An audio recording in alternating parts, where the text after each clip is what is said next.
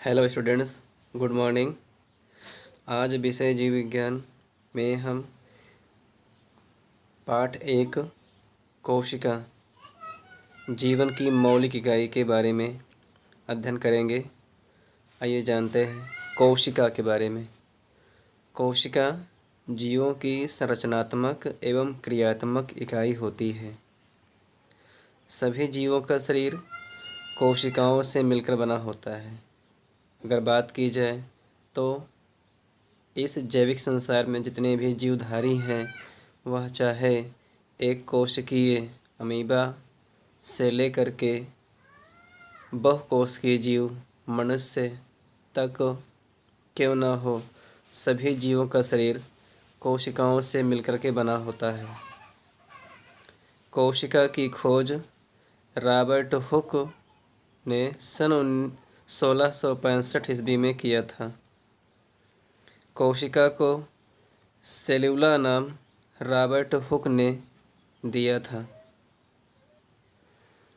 Next topic कोशिका सिद्धांत, जिसे सेल थ्योरी कहा जाता है। कोशिका सिद्धांत का प्रतिपादन एम.जे. स्लाइडेन एवं टी. स्वान ने सन 1838 और 1839 में किया था। कोशिका सिद्धांत के अनुसार आप जोड़ेंगे पहला पॉइंट, कोशिका को शरीर की रचनात्मक इकाई कहते हैं क्योंकि समस्त जीवों का शरीर एक अथवा बहुत सी कोशिकाओं से मिलकर बना होता है। पॉइंट 2, कोशिका जीव के शरीर की क्रियात्मक इकाई भी है क्योंकि जीवन की समस्त जैविक क्रियाएं कोशिकाओं में संपन्न होती हैं।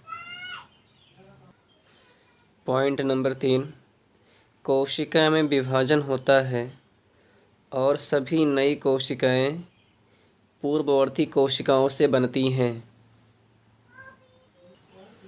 कोशिका सिद्धांत का आशय यह है कि समस्त जीवधारियों का शरीर कोशिकाओं से मिलकर के बना होता है और कोशिका की रचनात्मक इकाई कहते हैं क्योंकि समस्त जीवधारी कोशिकाओं से बने होते हैं। और क्रियात्मक इकाई का अर्थ होता है कि कोशिका के अंदर समस्त कोशिकांग एक निश्चित क्रम में अपना कार्य व्यवहार प्रकट करते हैं और सभी कोशिकांग मिल करके कोशिका की जैविक क्रियाओं पर अपना प्रदर्शन और कार्य करते रहते हैं, जिससे कोशिका जीवन की अथवा जीव शरीर की क्रियात्मक इकाई होती है। इसके साथ ही कहा गया है कि सभी नई कोशिकाओं की उत्पत्ति पूर्ववर्ती अर्थात पहले से विद्यमान कोशिकाओं से होती है। इसे ओमनिस सेलुला ई सेलुला भी कहा जाता है और यह सिद्धांत रुडोल्फो बिरकोव ने दिया था। उनके अनुसार समस्त नई कोशिकाओं की उत्पत्ति पहले से विद्यमान कोशिकाओं से होती है। इसके पश्चात हमारा नेक्स्ट टॉपिक है कोशिका की संरचना, स्ट्रक्चर ऑफ सेल। सभी जीवों के प्रत्येक कोशिका में एक महत्वपूर्ण पदार्थ भरा रहता है जिसे जीव द्रव्य कहा जाता है। जंतु कोशिका का जीव द्रव्य एक जीवित कोशिका कला द्वारा घिरा रहता है जिसे कोशिका झिल्ली अर्थात प्लाज्मा मेम्ब्रेन कहते हैं। जंतु कोशिकाओं में पास वाली कोशिकाओं में इस प्रकार का संबंध डेस्मोसोम के द्वारा होता है, अर्थात जब दो कोशिकाएं आपस में जुड़ती हैं तो उनके बीच में जो बीच का संबंध होता है उसे डेस्मोसोम कहा जाता है। इसके अतिरिक्त पादप कोशिकाओं में भी हम जानते हैं, पादप कोशिका में कोशिका झिल्ली के बाहर एक निर्जीव पदार्थ अथवा एक निर्जीव भित्ति होती है जिसे कोशिका भित्ति कहते हैं। यह कोशिका भित्ति सेलुलोज की बनी होती है और यह एक कठोरतम परत होती है।